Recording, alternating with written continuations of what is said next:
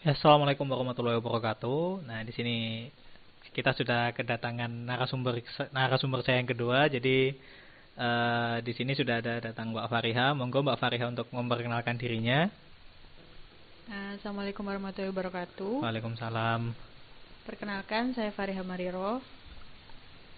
Saya merupakan atlet catur dan saat ini baru saja lulus dari universitas yang sama dengan Mas Farid, yaitu di Universitas Jember, jurusan Magister Ilmu Kesehatan Masyarakat.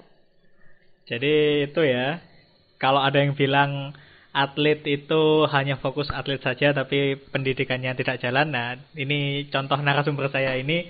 Beliau selain atlet juga, beliau juga akademinya jalan. Kalau boleh tahu, Mbak, sampean mulai aktif di dunia catur mulai kapan? Kalau saya mulai kelas 4 SD. Kelas 4 SD itu baru belajar catur dari nol. Jadi dulu awalnya di ekskul, saya kan SD adik kelas, kebetulan di situ ada ekskul catur. Tapi awalnya bukan saya langsung tertarik ya ke ekskul Iya. catur, tapi kayak nggak sengaja gitu, karena kelas saya itu dipakai buat ekskul catur, jadinya bisa tahu gitu anak-anak main catur, terus kayak apa ya, kuda ini jalannya apa, gajah ini jalannya kayak gimana gitu. Jadi kayak akhirnya tahu-tahu sendiri, terus sama pelatihnya disuruh ikut ekskul catur itu. Jadi mulai kelas 4 semester genap, atau pokoknya semester yang keduanya itu baru saya ikut catur. Zaman saya masih catur wulan dulu, Mbak. Zaman saya SD dulu masih masih 3 catur wulan, belum semester zaman saya dulu. Iya, semester itu sih kan 1 tahun dua ya, semester Ya. ganjil dan genap. Oke, jadi sudah mulai kelas 4 SD ya, Mbaknya sudah mulai aktif bermain catur. Jadi kalau boleh tahu, Mbak, bagaimana caranya membagi waktu? Karena kan salah satu kendala utama, alasan yang paling umum, paling klise yang dipakai oleh banyak orang adalah ketika jadi atlet, kamu harus, ini yang sering saya dengar dulu, kebetulan saya dulu juga pemain bridge juga. Kalau jadi atlet kamu harus pilih fokusnya antara fokus akademis atau fokus non akademis. Nah, ini kan kalau menurut saya ini sebuah stigma yang salah karena sebenarnya dua-duanya bisa berjalan beriringan gitu. Kalau boleh tahu dulu apa dari dulu sampai ya inilah sampai lulus S2 ini cara bagi waktunya gimana? Jadi kalau sebenarnya setiap orang beda-beda ya cara membagi waktunya, tapi Hmm. kita harus tahu prioritas mana ya. Kayak dua-duanya harus jalan, baik itu sekolah, ya tetap belajar. Kalau saya dulu sorenya itu kan sekolah SD sampai sore. Wah, Nah, luar biasa. Saya dulu SD habis SD duhur udah ini pulang, habis gitu full main di day, sawah. Ini full sampai day sore school luar gitu, biasa. full day. Nah, terus habis sore itu main-main bentar. Nah, habis maghrib biasanya kalau ada PR gitu dikerjakan, kalau nggak ada ya latihan sendiri gitu dulu sama bapak sih masih. Terus eh, kayak sama ke orang-orang, ke warung catur kayak gitu-gitu dulu. Nah, kebetulan juga pelatih saya itu apa ya, kayak privat, eh, kamu privat aja hari Sabtu sama Minggu latihan di tempat saya gitu. Artinya ada tambahan lah waktu buat latihan catur di hari Sabtu sama Minggu. Nah, kemudian ya di hari-hari biasa kalau misalnya mau ujian ya fokus belajar dulu gitu. Misalnya kalau mau Hmm. turnamen catur kan biasanya turnamen itu pemberitahuannya jauh-jauh hari ya. Kayak misalnya Ya. dalam 1 tahun itu ada event kejurnas, kemudian dari kejurprov dulu. Kejurprov bulan apa, biasanya bulan Mei gitu. Nah, ya udah kita siap-siap nih buat kejurprov itu gitu. Berarti ditambah porsi latihannya. Tapi kalau bisa sih setiap hari harus latihan sih, latihan catur sama belajar juga kayak gitu, biar biar bagus dua-duanya. Jadi dari SD itu terus ke SMP sampai satu Lumajang, kebetulan juga termasuk SMP unggulan di Lumajang. Terus SMA-nya SMA 2, kemudian S1-nya di UM, Universitas Negeri Malang, jurusan Ilmu Kesehatan Masyarakat. Dan dari situ sebenarnya, dari jadi atlet itu juga enak ya, karena kita bisa dapat beasiswa gitu dari SD sampai SMA gitu, bahkan sampai kuliah S2 ini bisa Oke. dapat. dari prestasi. Jadi mbaknya ini mulai sekolah sampai kuliah ini full beasiswa dari atlet. Ya bisa dibilang gitu, dapat beasiswa. Jadi itu ya, kalau misalnya kalian secara ekonomi keluarganya tidak mampu dan lain sebagainya, kalian ingin melanjutkan pendidikan, menjadi atlet adalah salah satu jalan. Jadi ini fakta nyata. Saya sebenarnya juga ada teman saya juga yang atlet, yang saya lagi atur waktu untuk wawancaranya juga, untuk melakukan podcast bersama dia. Dia memang menjadi atlet itu ada yang karena pilihan, karena hobi, ada yang karena keterpaksaan. Kalau Mbak Faria ini sepertinya ya nyantol terus menjadi hobi. Tapi kalau nanti saya akan ada sesi berikutnya, nanti saya wawancara dengan orang yang dia menjadi atlet karena keterpaksaan, beliau ingin melanjutkan pendidikan. Tuh sudut pandangnya nanti agak beda. Nah, berarti kalau kembali lagi ke topik utama, berarti full dari catur itu misalnya gini kan, kadang untuk seleksi masuk SMP, seleksi masuk SMA, bahkan kadang ada kuliah itu mbaknya masuknya itu dari jalur cabur atau pakai jalur reguler dulu? Nah, itu kalau kebetulan saya itu ada jalur prestasi gitu. Setiap sekolah biasanya menawarkan ada jalur prestasi buat siswa yang punya piagam atau sertifikat di bidang baik akademik maupun non akademik gitu. Jadi kita itu bisa daftar lewat jalur tersebut. Jadi ada keistimewaan buat teman-teman yang punya sertifikat atau piagam.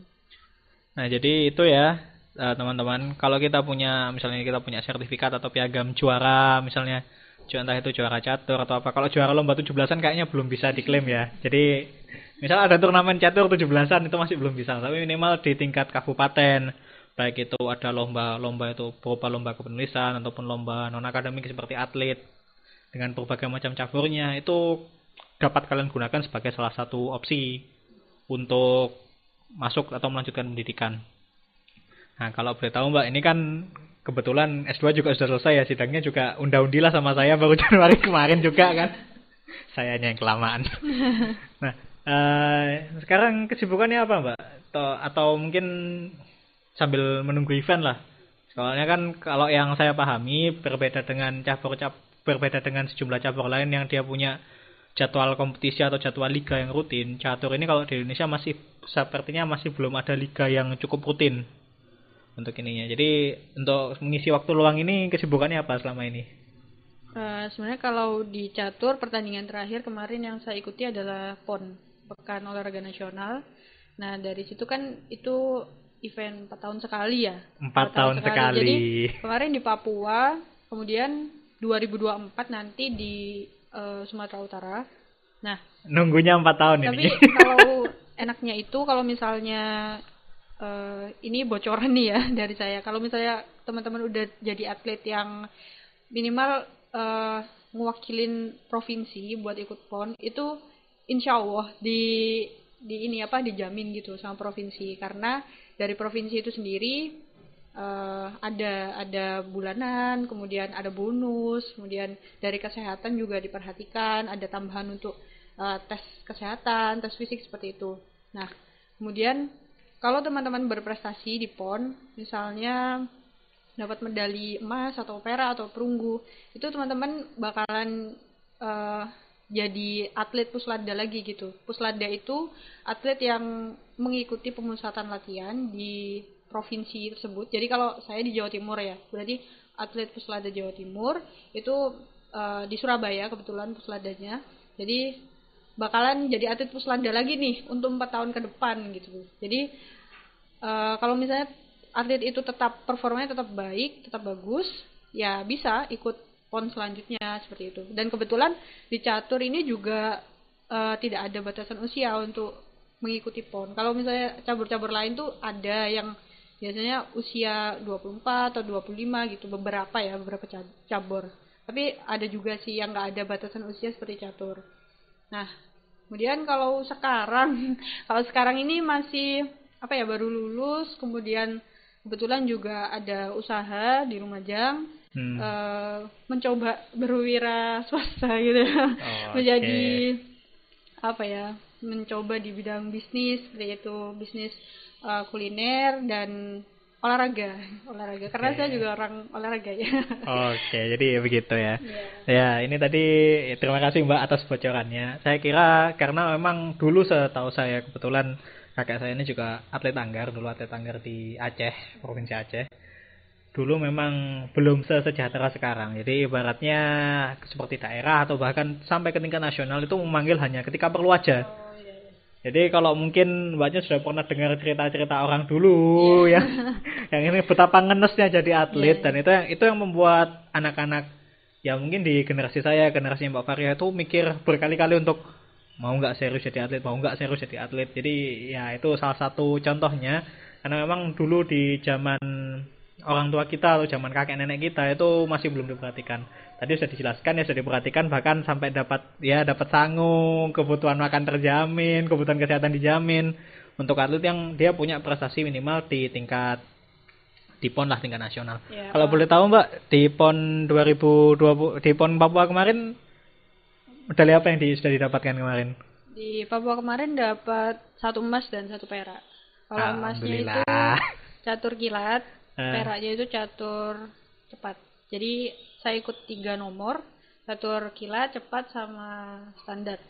Jadi ya itu. Dan satu lagi sih, kalau misalnya dari KONI itu yang menaungi olahraga, teman-teman juga selain dapat itu tadi yang saya sebutkan, teman-teman juga bisa dapat beasiswa. Itu mau SMP, SMA, kuliah, bahkan kuliah teman-teman mau S1, S2, S3 sampai S3 pun dibiayai sama KONI provinsi ini. Jadi kalau di KONI itu juga ada pelatihan buat teman-teman atlet biar menjadi wirausahawan seperti itu. Jadi diberikan materi. Waktu kemarin itu kerjasama dengan Ciputra, Universitas Ciputra, mengembangkan jiwa entrepreneur seperti itu. Jadi luar biasa sekali. Atlet kan juga kalau misalnya dapat bonus gitu, kadang bingung gitu uangnya dipakai apa. Kadang kayak habis buat beli HP, habis buat beli motor, buat ini buat itu, padahal kita harus memikirkan masa depan juga gitu. Makanya diberikan pengetahuan seperti itu dari KONI. Oke, jadi itu ya. Jadi kalau kalian sekarang ingin memiliki cita-cita, misalnya adik-adik kita atau siapapun yang nanti akan mendengar ini, mereka memiliki cita sebagai atlet, kalian tidak usah khawatir. Selain pendidikan kalian dijamin, kalau memang kalian punya berprestasi, kalian juga akan dibekali untuk pasca atlet ini seperti apa. Karena berbeda dengan generasi dulu itu seringkali habis manis sepah dibuang. Jadi setelah juara di mana juara ya, waktu ada event aja diputus dipanggil, pasca nggak ada event ditinggal. Itu cerita kelam masa lalu atlet. Tapi kalau sekarang ya sudah, alhamdulillah tadi sudah diceritakan oleh Mbak Fariha, sudah cukup diperhatikan baik oleh pusat maupun provinsi. Ya Mbak, ini catur ya. Catur itu kan biasanya ada rating peringkat lah, baik itu di tingkat nasional sama tingkat internasional. Kalau internasional biasanya kan, kalau saya sering dengar itu masalah apa sih, ILO apanya berapa gitu. VD rating. Iya, VD ratingnya. Ini kalau berkenan ya, kalau nggak berkenan nggak disampaikan juga nggak apa-apa. Kalau boleh tahu Mbak, ratingnya di tingkat nasional dan internasional berapa ya? Nah, jujur kalau di nasional saya nggak tahu pastinya, sekitar 2000 atau 2100-an seperti itu. Karena kemarin terakhir itu di PON, dan di PON itu pasti mengalami penambahan atau pengurangan. Karena kalau misalnya kalah ya berkurang ratingnya seperti itu. Nah, kalau misalnya menang gitu bertambah pastinya. Nah, kalau rating FIDE internasional ini saya masih 1850-an sekian. Nah, masih belum pegang gelar kayak master ya, gitu. Targetnya memang pingin ngejar gelar internasional seperti Women FIDE Master, International Master, seperti itu, bahkan kalau bisa Grand Master. Ya, itu sangat mungkin ya, karena tadi sudah dijelaskan bahwa catur itu tidak terbatas oleh umur. Sama sih, saya dulu juga sempat main bridge. Kalau waktu itu saya nanyakan, karena saya harus mengatur fokus, ke pelatih saya bilang, kamu kalau masih mau main bridge, kamu kalau sekarang mau total fokus ngejar riset dan akademi, karena saya tahu kamu punya passion di sana, saya tahu kamu punya hobi yang tidak umum dan membuat kamu tidak bisa fokus, silahkan kejar dulu. Nanti perkara kamu main bridge mau lanjut lagi nggak apa-apa. Toh ya, saya contohkan salah satu atlet tertua di Indonesia, peraih medali tertua di Indonesia juga dari cabur bridge. Kalau masih ingat Mas Bambang, Iya, iya. Mas Bambang yang punya Yang BCA, punya BCA, yang iya. punya Jarum. Jadi mau bingung nih, duitnya mau ditransfer Iya, pakai mana? bener-bener. Transfer pakai BCA dia yang punya. Mau bilang kasih duit rokok juga, ini Bang duit rokok ya, rokok juga pabrik dia yang punya. Beliau di usia sekitar 74 tahun masih mampu meraih medali perunggu Asian Games. Untuk level yang setinggi itu dan usia yang sudah tidak lagi muda dan gameplaynya dari dulu sebenarnya tidak pernah berubah karena saya mengamati. Jadi kalau beliau ini kalau dibilang time wasting ya time wasting. Beliau kalau saya time wasting itu kurang cocok lah. Beliau optimal memanfaatkan waktu. Misalnya satu gameplay dikasih waktu 10 menit, beliau akan jalan sangat lambat sekali. Begitu mendekati menit ke-9 tiba-tiba akan langsung fast break. Itu kayak main beliau yang dari dulu wah ini benar-benar main game sekali ini. Jadi yang tidak mudah. Saya pernah menonton beliau main waktu itu ada event di Semarang kalau nggak salah. Beliau ikut turun tangan di PB Jarum sebagai pemain. Jadi dia ownernya Jarum turun sebagai atlet dan saya nonton. Jadi, mungkin udah bingung gitu ya kesibukannya mau ya, apa orang gitu. sangat kaya sekali. Hobinya nongkrong di warung mie ayam ada dekatnya Jarum. Jadi orang yang ya seperti itu mungkin kalau nongkrong di warung kopi atau di ini mereka ala ini bapak-bapak warkopan, tapi sebenarnya itu yang punya Jarum, yang punya BCA guys. Jadi itu salah satu contoh memang cabur-cabur tertentu, karena untuk cabur-cabur yang mengandalkan pemikiran itu biasanya tidak dibatasi oleh umur. Berbeda dengan cabur-cabur atletik atau fisik yang biasanya ketika umur di atas 30 itu mereka sudah harus memikirkan mau jadi apa kemudian, antara jadi pelatih atau mengejar akademik. Dan kalau sekarang ya alhamdulillah banyak kampus-kampus di Indonesia sudah memfasilitasi yang saya tahu sangat mudah sekali dimasuki untuk atlet. Itu yang saya tahu teman-teman saya rata-rata larinya ke sana, ke UNJ Jakarta. Oh, Jakarta. Itu kan memang membuka cabur khusus atlet dan banyak atlet Ragunan istilahnya, alumni Ragunan itu yang melanjutkan di sana dengan status mereka sebagai mantan atlet. Jadi secara keseluruhan sekarang kampus sudah banyak kok membuka jalur prestasi seperti itu. Jadi bahkan di UM, UB, kemudian UNED, bahkan kemudian apa di UGM teman-teman catur juga banyak yang di UGM, di UI juga ada. Kemudian istilahnya kayak prestasi itu sangat dihargain kok sekarang gitu. Nggak ada ruginya kalau teman-teman itu punya prestasi, punya keahlian di bidang tertentu, nggak cuman di olahraga aja ya, di bidang apapun itu yang teman-teman suka, kalau asalkan ditekuni, digiat di situ pasti bakal mendapatkan manfaatnya dari situ. Ya jadi itu ya, dan saya masih ingat ITS ini per periode kemarin itu sebenarnya membuka jalur influencer. Jadi ada lagi tuh ya. Sempat mungkin ada yang sempat rame dulu sempat ini, dan itu beneran saya sudah itu juga saya sempat cross check kan. Ini temen dah. Iya Mas, temen. Jadi ada untuk jalur influencer dan konten kreator. Itu nanti akan di cross check, dia biasanya cek channelnya atau cek outputnya gimana, dimintain untuk CV dan portofolionya bagaimana. Bahkan ya karena memang sekarang zamannya dunia sosmed ya. Di sosmed pun bisa menjadi jalur masuk kuliah. Tapi ingat juga jejak digital juga bisa menghalangi kalian dapat kerja. Jadi hati-hati ya main sosmednya. Perkembangan zaman ya. Jadi ada perbaruan-perbaruan. Ya kalau masalah itu plus minus lah kondisinya seperti apa. Insya Allah kembali ke orangnya. Kalau memang dia sudah siap, sudah ini, dan mereka mengetahui. Karena kalau kita nggak bisa standby seperti dulu. Dan sekarang akademisi pun full total akademisi juga sangat jarang sekali, karena ya seperti yang sama-sama kita tahu, terutama di bidang eksakta itu kan dana untuk risetnya sangat sedikit. Bisa dibilang negara kita ini ya kasan-kasan negara manere ya Allah. Jadi untuk riset dan penelitian memang kurang diperhatikan. Itu juga salah satu alasan kenapa teman-teman saya banyak yang kabur, yang dia full akademisi atau full murni hobi riset, dia banyak yang kabur. Jadi ya seperti itu.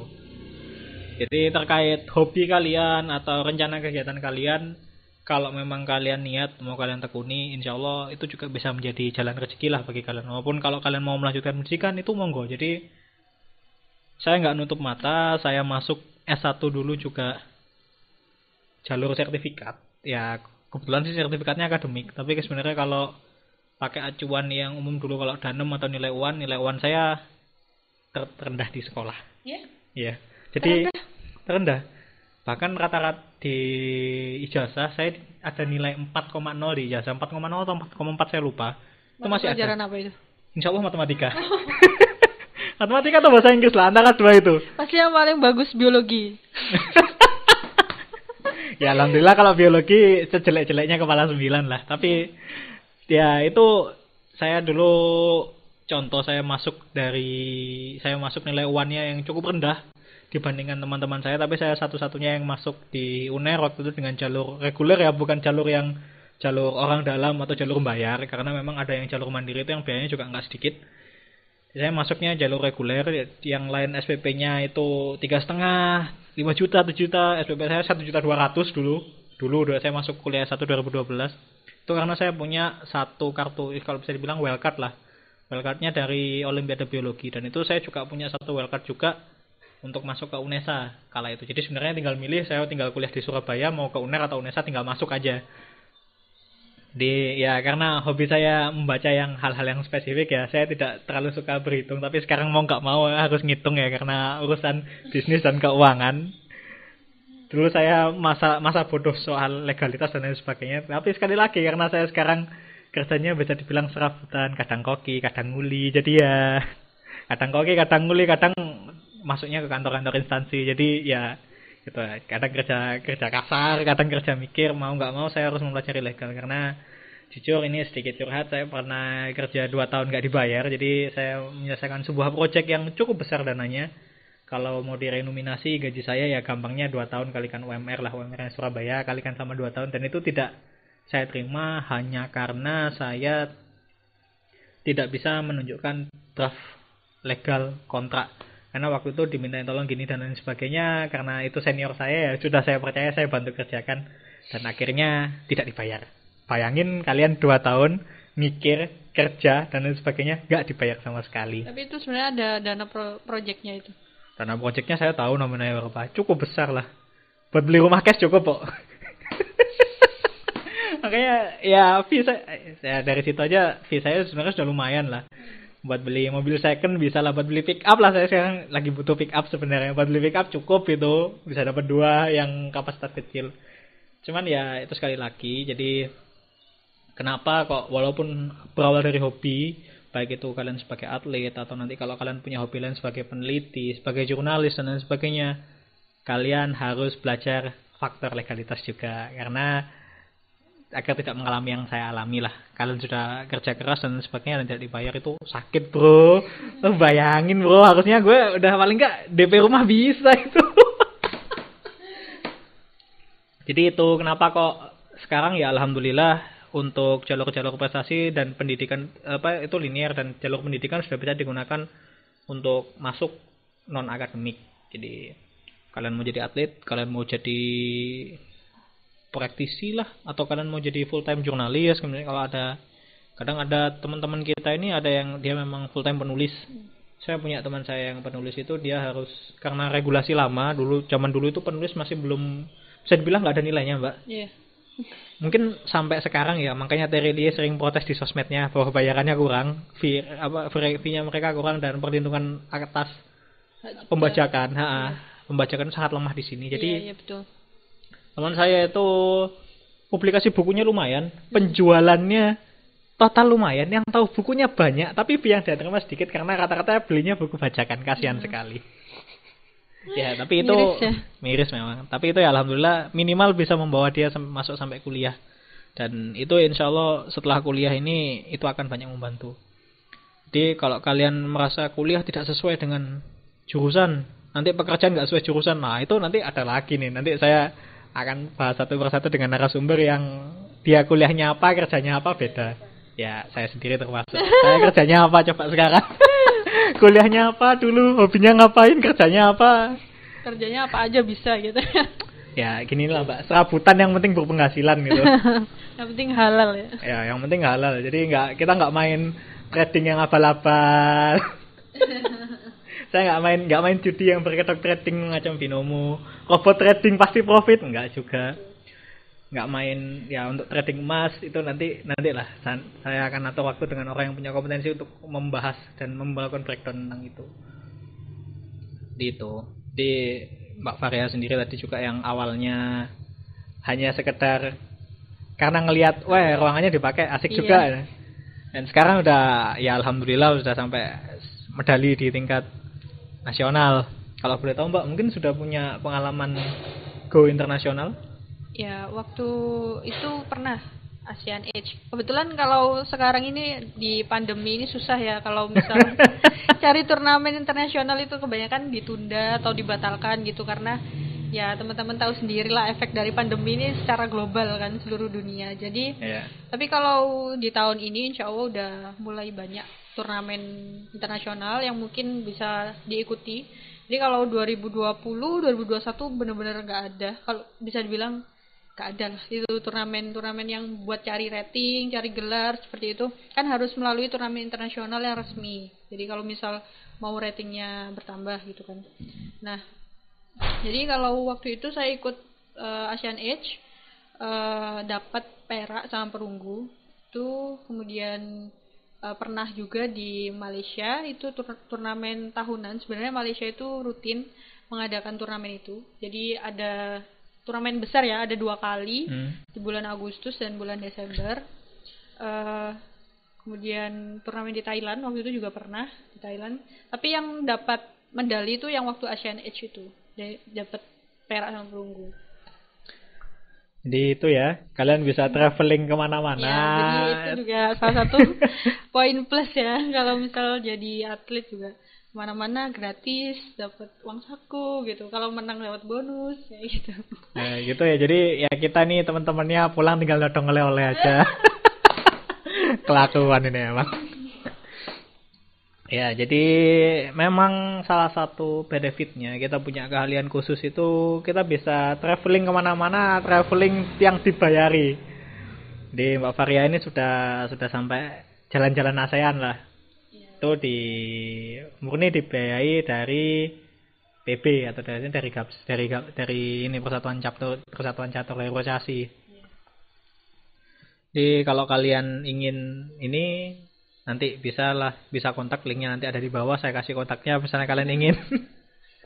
Atau nanti ya bisa kontak ke saya dulu, nanti saya atur moderasinya untuk saya tanyakan. Mungkin ada yang mau ditanyakan lebih lanjut atau mungkin Mbak Faria mau cerita pengalamannya, kan pengalamannya banyak nih dari dunia percaturan atau pengalaman selama jadi atlet lah, selama traveling kemana pasti ada ya macam-macam lah. Saya kan banyak yang bisa diceritakan dari sana. Iya, kalau pengalaman apa ya? Sebenarnya kalau dari kelas 4 SD udah banyak banget turnamen atau kejuaraan yang udah diikuti ya. Kalau misal di Indonesia kayak misal kejurnas kan pasti provinsinya beda-beda kan, penyelenggaranya itu, tuan rumahnya itu beda-beda. Jadi ya ikut kejurnas dari mulai di Kalimantan, kemudian di Surabaya juga pernah jadi tuan rumah Jakarta kayak gitu-gitu. Jadi apa ya, bisa keliling-keliling gitu. Kemudian kalau event yang resmi, kalau yang seperti PON itu kan saya mulai ikut itu tahun 2016. Jadi PON 2016, masuk Puslatda itu tahun 2015. 2015 sih yang Kalimantan itu enggak sih? 2015 itu ini apa untuk pelatihannya maksudnya. Untuk pelatihan persiapan prapon itu kan, kalau di PON kan ada pranya dulu. Jadi di pra itu diambil 8 grup, 8 provinsi aja gitu yang buat bisa bermain di PON gitu. Nah, itu saya baru ikut waktu pertama kali kan 2016. Nah, di situ dapat medali perak. Dan tapi saya ini udah nazar gitu, kayak janji terus kayak misal dapat bonus dari provinsi nanti buat umroh sama ibu gitu. Nah, kebetulan juga bonus dari provinsi keluar, kemudian saya berangkat umroh sama ibu. Dan ini pengalaman pribadi ya, sharing ya, aja. Monggo ya, saya akan tanyakan dulu kalau memang berkenan di-sharingkan, monggo, kalau tidak ya silakan disimpan, nggak apa-apa. Nah, kemudian waktu umroh itu kayak berdoa gitu semoga di PON selanjutnya dapat medali emas gitu. Soalnya kemarin kan belum kesampaian nih, dapatnya perak gitu. Semoga di 2021 ini dapat emas gitu. Nah kemudian kan saya ikut Puslada lagi tuh karena dapat medali kan di PON 2016. Akhirnya ikut Puslada lagi sampai PON berikutnya, jadi 4 tahun kemudian itu. Nah sebenarnya PON itu 2020 di Papua, cuman karena pandemi ini diundur jadi 2021 kemarin bulan Oktober. Nah kemudian di sana juga ada perbedaan regulasi karena Papua juga kita tahu sendiri tidak bisa menampung atlet dalam jumlah yang banyak seperti waktu di 2016 kan di Bandung, Jawa Barat. Nah itu atletnya waktu itu yang beregu itu 5 orang. Saya main di beregu kan 5 orang. Nah kalau di Papua ini cuma 3 beregunya. Jadi seleksinya lebih ketat ya? Iya seleksinya lebih ketat. Kemudian ya latihannya juga lebih giat lagi karena dari Jawa Timur ini menargetkan gitu ya untuk juara umum gitu. Kemudian kita latihan waktu itu di UNESA, Universitas Negeri Surabaya. Itu Puslada yang terpusat yang benar-benar gabung jadi satu di asrama waktu itu 1 tahun. Oh, di TC 1 tahun. TC-nya itu ya 1 tahun. Nah, itu belum dihitung yang 3 tahun ke belakangnya ya, yang kita latihan sendiri ya. Siap. Jadi hitungannya itu sudah melalui proses yang panjang sebenarnya. Cuman kalau yang kelihatan yang Puslada terpusat itu emang 1 tahun. Dan dari situ kita ada pelatihnya juga banyak, dari sini ada, dari luar negeri juga ada, Grandmaster luar gitu. Terus ya singkat ceritanya, alhamdulillah di PON kemarin doa yang di ketika umroh kemarin dijabah alhamdulillah. Jadi dari yang semula 1 perak sekarang jadi 1 emas dan 1 perak ditambahin sama Allah, jadi ada bonusnya gitu. Sebenarnya kalau target dari pelatih sih 1 emas. Ya alhamdulillah lah nyantol yang lain. Iya nyantol yang lain gitu. Ya kayak gitu sih kalau misal, tapi ya kalau dukanya juga banyak, kayak misalnya kalah. Ya biasalah bro, hidup itu nggak mungkin suka-suka terus lah. Nggak ada ceritanya mudah kayak foya-foya mati masuk surga, itu nggak ada ya. Jadi semuanya itu harus kerja keras ya. Kita itu selalu menang gitu ya. Ya pasti dalam satu waktu kalah. Saya bahkan pernah ikut tryout waktu itu kan, kalau sebelum PON itu banyak tryoutnya ya mas, kayak uji coba gitu. Uji coba dalam ya, istilahnya kalau saya bilang biasanya turnamen pemanasan lah. Iya turnamen pemanasan kan, karena pandemi juga terbatas tryoutnya, jadi waktu itu ke Jakarta. Nah jadi dalam tryout itu saya benar-benar mainnya tuh jelek banget. Jadi gak pernah menang. Oke. Gak pernah menang, hanya remis 1 kali. Itu jadi, apa nggak was-was, aduh ini posisiku aneh, budal ndak, berangkat nggak? Nah waktu itu saya kan lagi ngerjakan tesis juga. Sebenarnya bro, ini atlet tesis juga OTW luar biasa. Sebenarnya saya tuh nggak ada kepikiran kecampur kayak misalnya, aduh kepikiran tesis nih, enggak. Kalau misalnya saya lagi turnamen ya udah fokusnya ke situ gitu, nggak bakal mikirin tesis karena juga bisa lah membagi antara mana yang kuliah sama catur. Nah tapi dari pelatih ini nggak enaknya tuh kayak nyangkutin gitu loh mas, kayak kamu jelek karena performanya jelek karena kepikiran ya kayak gitu, kepikiran tesis ya, kepikiran kuliah ya kayak gitu. Jadi gimana ya kalau mau kan jadi bingung ya. Saya ini dalam hati saya nggak kepikiran ke sana gitu. Ya memang lagi ngerjakan, tapi kan nggak tiap hari saya ngerjakan itu terus, enggak kan.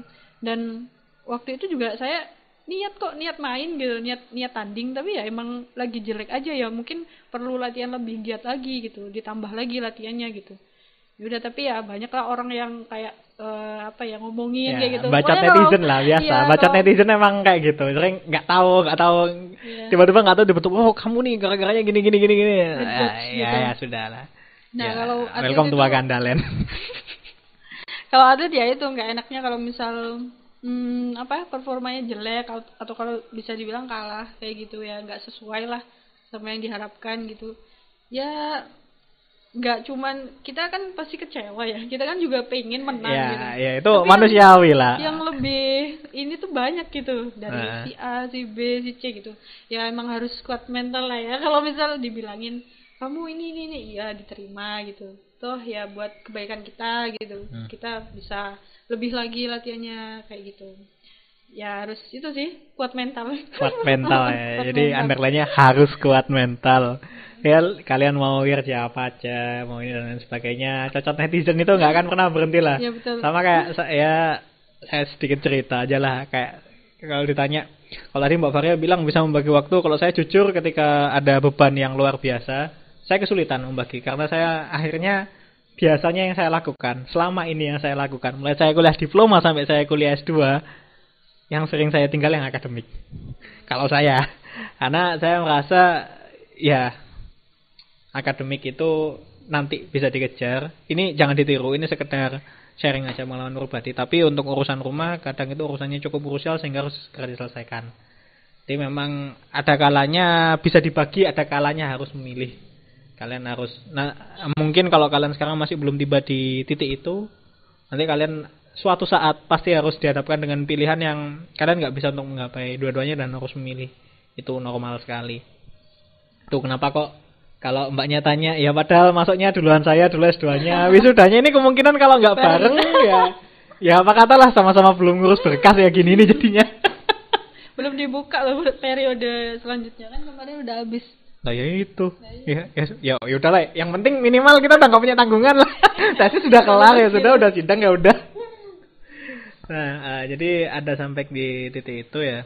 Jadi memang ya cocok netizen ini nggak bisa difilter, asli nggak bisa difilter karena saya mengalami sendiri dengan posisi yang di kampus diberikan judge yang macam-macam ya sudah harus saya terima karena ya memang faktanya apapun yang ada di belakang faktanya saya tidak mampu menyelesaikan kuliah tepat waktu mulai diploma sampai S2, itu fakta yang tidak bisa termungkiri.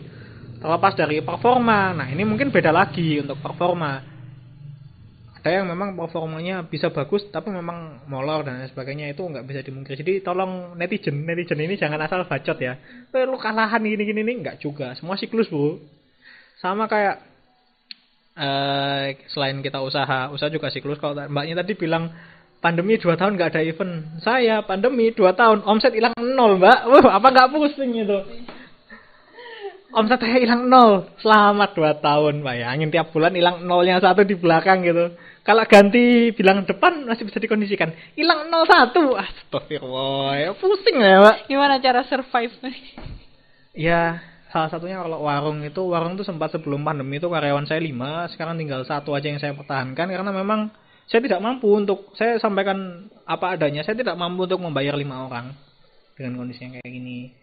Cuman saya masih ingin ini sementara ini istilahnya kalau ini waktu resisten lah. Resistennya ini mau kuat berapa lama? Insya Allah setelah pandemi nanti bisa dikondisikan. Tapi ketika yang selama pandemi gugur juga banyak.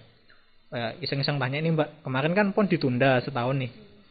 Itu tunjangan lancar nggak dari pusat? Alhamdulillah lancar sih. Oh ya itu.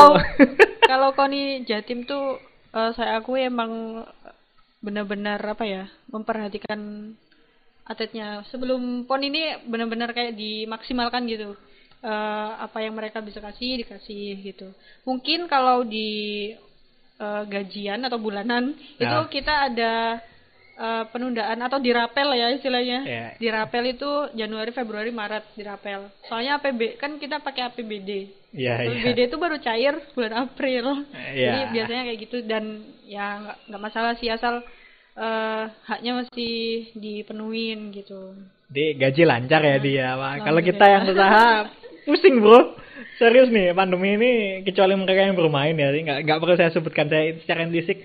Mungkin kalian semua sudah tahu siapa yang bermain di belakang ini. Yang kula anal ke siapa kemarin sempat dibahas juga kok. Jadi bisnis ini ya. Nah, jadi bisnis. Jadi pandemi ini jadi bisnis. Termasuk wajib vaksin. Kalau saya sendiri dari orang yang mempelajari biologi, saya akan menyatakan ketika kalian sudah pernah kena dan sudah pernah pulih, sebenarnya kalian tidak memerlukan vaksin. Karena antibodi sudah terbentuk di tubuh kalian. Cuman masalahnya, kalau kalian tidak vaksin, kalian tidak bisa menggunakan fasilitas umum. Ada lagi sekarang ini yang kebijakan lucu, BPJS. Selain cairnya nunggu 56 tahun, saya juga pengalaman tetangga saya itu meninggal, rumah sakit mengeluarkan surat meninggal, itu BPJS nggak nerima, tetap harus bayar sampai keluar surat dari Dispenduk Capil yang menyatakan orang ini sudah meninggal. Selama proses tetap bayar. Orangnya sudah dikubur, surat rumah sakit sudah mengeluarkan surat keterangan meninggal, fakta realnya, orangnya sudah di dalam kuburan, keluarganya masih harus membayar sampai Dispenduk Capil mengeluarkan. Dispenduknya lama prosesnya pasti. Ya, kita nggak bisa menyamaratakan semua sehari selesai. Jadi di beberapa tempat memang cukup lama. Kalau kalian tahu di Jember itu kemarin antri EKTP aja nggak karu-karuan. Meskipun di masa pandemi itu sampai keluar hancur lah. Ya termasuk untuk pengurusan surat kematian kemarin ya seperti itu. Sama, jadi beliau suaminya sudah meninggal tapi masih harus wajib bayar. Sekarang mau beli rumah, mau beli tanah, setiap transaksi wajib BPJS. Ini maksudnya gimana ya? Aduh, ya. Baru lagi itu. Iya, sudah kasihan. JHT-nya baru bisa diambil umur 56 tahun. Nah, ini kan dari orang kesehatan nih. S1 ilmu kesehatan, S2 ilmu kesehatan. Ya mungkin ada komentar yang lebih layak lah mengomentari daripada saya nih. Saya mah apa? Jangan diploma berani. Informatika. Saya mau saya. Ya, tadi di break sebentar ya. Jadi saya sholat dulu karena udah terdengar azan, jadi sholat dulu. Jadi apapun kegiatan kalian tetap jangan lupa kalau kalian merasa kalian masih muslim, sholat dulu. Inna sholat tanha anil fahsya'i wal munkar. Sesungguhnya sholat itu mencegah dari perbuatan keji dan mungkar. Oke, tadi sudah sampai di bahasan BPJS yang tidak berkenan dijawab ya. Biar kalian sendiri yang menilai lah dari apa yang ada beredar, kalian bisa filter sendiri. Jadi ya ini karena baterai laptop saya juga sudah mulai hampir habis, ini ada timingnya nih, tinggal setengah jam. Bawa charger. Charger bawa, colokannya mana, jauh kan? Ya oke lah, nanti bisa kalau misalnya ada pertanyaan lain nanti bisa dilanjut lain waktu. Siap. Jadi itu ya kesimpulan utamanya, kuliah atau sekolah dari jalur atlet itu bukan sekedar mimpi di siang bolong. Anda dapat melakukannya, Anda dapat berprestasi dari menjadi seorang atlet dan tetap melanjutkan pendidikan kalian ke jenjang setinggi apapun. Sekarang sudah sangat mudah dan difasilitasi. Kalau ngomong soal fasilitas, selama performa kalian masih oke, kalian masih dijamin yang saya sampaikan oleh Mbak Faria tadi, selama masih mampu membawa pulang medali, ibaratnya statusnya sebagai atlet provinsi akan diperpanjang sampai PON berikutnya. Jadi 4 tahun bisa diperpanjang, nggak ada habisnya.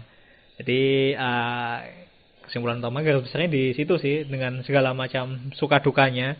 Tapi insya Allah kalau menurut saya sendiri dari pengalaman Mbak Faria ini, insya Allah lebih banyak sukanya daripada dukanya. Kalau duka itu ya namanya perjalanan hidup, semua berproses, wajar lah. Intinya kalau mau sampai di titik ini, saya yakin Mbak Faria tadi sudah sampaikan sekilas ya, mengorbankan waktu Sabtu Minggu untuk mainnya. Biasanya anak-anak Sabtu Minggu, kalau saya dulu Sabtu Minggu mainnya ke sawah, cari ikan itu. Ini dari kecil udah latihan gitu ya? Ya dari kecil mulai SD latihan, karena ya itu salah satu hal yang harus siap untuk dikorbankan ketika Anda serius menjadi atlet. Jadi itu sekolah dari jalur cabur atau mungkin jalur minat, jalur prestasi yang lain itu bukan sekedar mimpi di siang bolong. Faktanya ada di samping saya ini, narasumber saya ini sekolah sampai S2 murni dari jalur cabur. Mungkin itu kesimpulan dari saya. Mbak Faria mungkin ada yang mau ditambahkan? Silahkan, sampaikan aja. Ya, intinya kalau misal teman-teman punya passion apapun itu, baik di bidang akademik maupun non-akademik, teruslah kayak menjadi expert di bidang tersebut. Jadi nanti kalian akan merasakan keuntungan atau manfaat dari hal yang udah kalian tekunin. Jadi keuntungan itu juga bisa dari tidak hanya materi ya. Iya, jadi nggak melulu duit ya, nggak melulu duit, tenang aja. Kemudahan untuk teman-teman bisa masuk di sekolah yang diinginkan atau apapun itu, pekerjaan atau misalkan, dan pasti nanti teman-teman bakalan merasakan gitu. Mungkin awalnya harus kerja keras dulu, jadi payah, gagal dicoba lagi gitu. Kalau misal mungkin nanti akan ada seperti